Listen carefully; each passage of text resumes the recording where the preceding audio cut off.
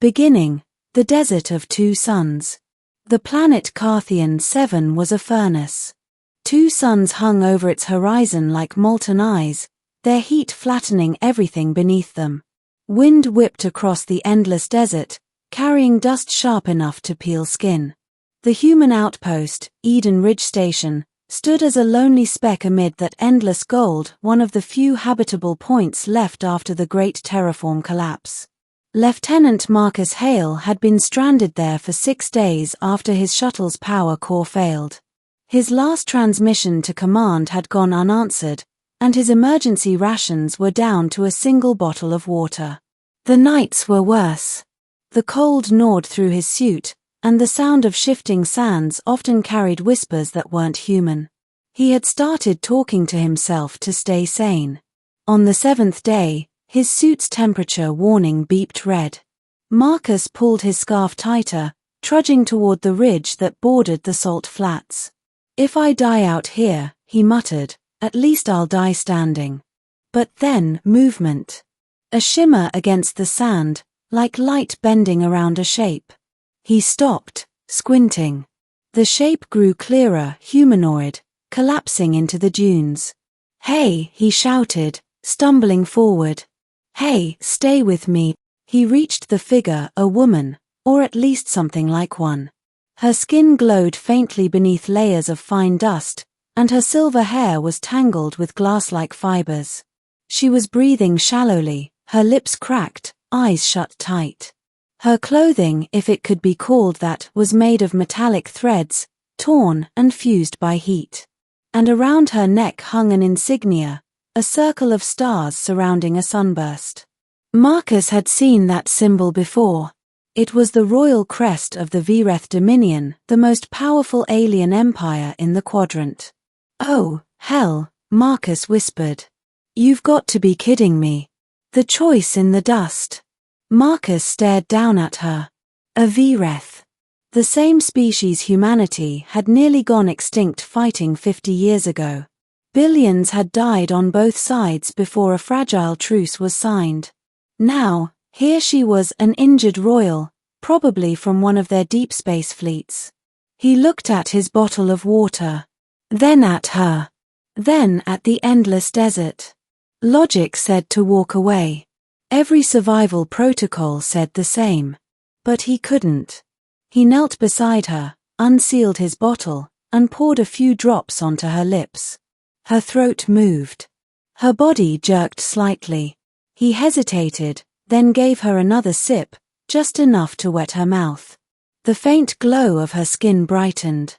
Her eyes opened, slitted pupils of silver fire meeting his blue ones. For a long moment, they simply stared at each other. "You, human," she rasped. Her voice was melodic, like two tones layered in one. "Yeah," Marcus said, forcing a dry laugh. "You're welcome." She blinked slowly, as if processing his words. Then, with great effort, she whispered, "You shared your life water. That means bond." Marcus frowned. "What bond?" She reached up with trembling fingers, touching his chest plate. "You gave life to one of royal blood. That act is sacred. By decree of the celestial house, I am bound. To you." He almost choked. "Bound? No, no, no. You're delirious. I'm just helping you survive." Her expression didn't change. "From this moment," she said softly, "your life and mine are joined. I swear loyalty, protection, and life service. You are my chosen." Then her hand dropped, and she passed out cold. Marcus stared at her in silence. "Great," he muttered. "I just accidentally married an alien princess in the middle of a desert." Middle, the princess and the soldier. When the sun set, Marcus dragged her into a half-buried comms shelter, one of the derelict stations left behind after the terraform collapse. He used his emergency blanket to cover her, checking her vitals. Her pulse was faint but steady. He patched up her wounds with med gel, then rationed the remaining water between them. By morning, she was awake again. Her name was Serenia Valkarath, heir to the Vireth Dominion, daughter of the Empress herself. Her ship had been attacked by mercenaries loyal to the rogue warlord Jothor, who sought to overthrow the royal bloodline. She had escaped in a damaged life pod, crash-landing on Carthian 7. Marcus listened as she spoke in halting English, occasionally slipping into her native tongue. Her composure returned quickly. Even injured and half-starved, she radiated the kind of authority that made him feel like a child. "You should have left me," she said one evening, watching him repair a transmitter. "Not my style," Marcus replied. "You risked your life for an enemy." "Didn't feel like you were the enemy," he said. "You were just someone who needed help." She studied him quietly. "Humans are strange." "Thanks. We try." Days passed. The two of them built an uneasy partnership. Marcus found old solar cells buried in the shelter and rigged a power source. Serenia repaired her armor's communicator using scraps from the wreck. She proved incredibly intelligent, her knowledge of energy systems far beyond anything human engineers had developed. In return, Marcus taught her about basic field medicine, how to make fire, and the joys of sarcasm. By the fourth night, the temperature plummeted to freezing. Marcus sat shivering near the heat lamp. Serenia, wrapped in her metallic cloak, watched him silently.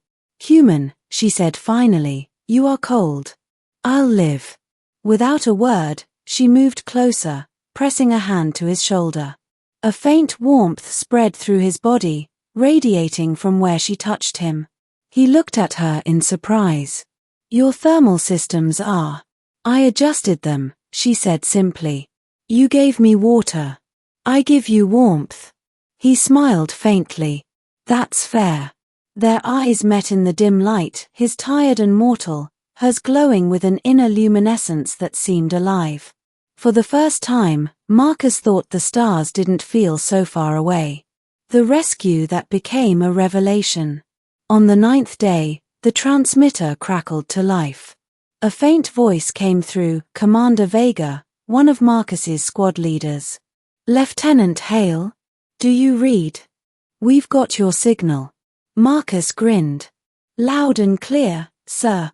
I've got a survivor with me, Vireth origin, but she's not hostile." There was a long silence on the line. "Say again." "She's royal, sir. Princess Serenia Valkarath. She needs extraction." "Copy that. Sit tight." But Serenia's expression had darkened. "You called for them?" she asked softly. "Of course. We'll get you to safety." She shook her head. "They will not let me live. My enemies have infiltrated both fleets, human and Vireth. If they find me here, they'll kill you too." Before Marcus could reply, the sky lit up. 2 dropships were descending, one human, one unmistakably Vireth. "Looks like we don't have a choice," he said, grabbing his rifle. The Vireth craft landed first, disgorging armored soldiers in shimmering suits. Their leader, a tall figure with crimson armor, raised a weapon. "Princess Serenia Valkarath," he declared, "you are ordered to return to the Dominion. The human will be executed for contamination." Marcus raised his weapon instinctively. "You'll have to go through me first." Serenia stepped forward. "No," she said coldly. "You will not touch him." The alien commander sneered. "You think your oath to that primitive means anything?" "I swore loyalty under the covenant of life water," she said. "My bond is sealed by the stars themselves." Her body began to glow, light radiating from beneath her skin, brighter and brighter until even the soldiers shielded their eyes.